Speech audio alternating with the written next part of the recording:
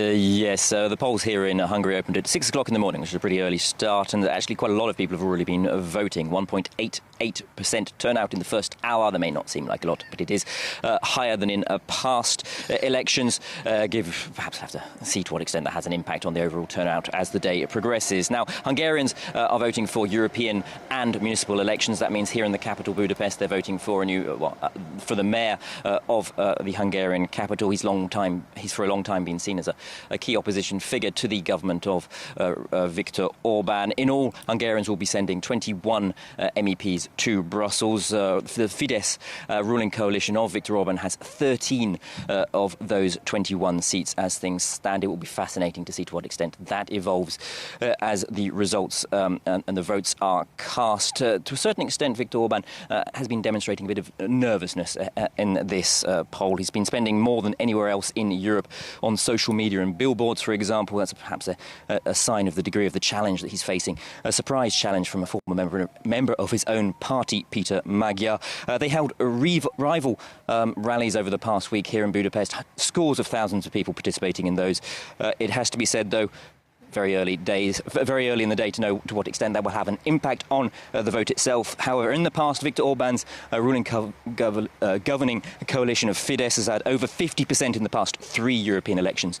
I'll have to wait and see, of course, to see whether he continues that run.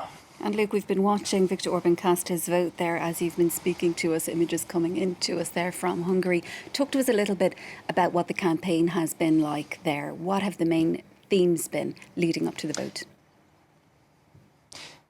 Yeah, well, international geopolitics has very much interrupted and intervened in the elections here in Hungary. Of course, Hungary shares a land border with Ukraine, also has very strong ties with Vladimir Putin of Russia.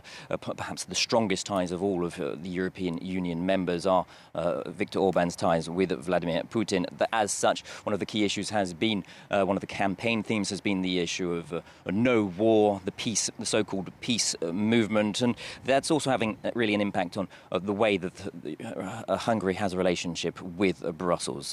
Because, of course, the other main key issue has been the issue of sovereignty from Brussels. For the past 20 years since joining the EU, Hungary has been a net beneficiary every single year of EU funds. But for the past couple of years, they've been facing a suspension of 20 billion euros of EU funds. That's, of course, in many ways related to two issues, that of the international geopolitical scene.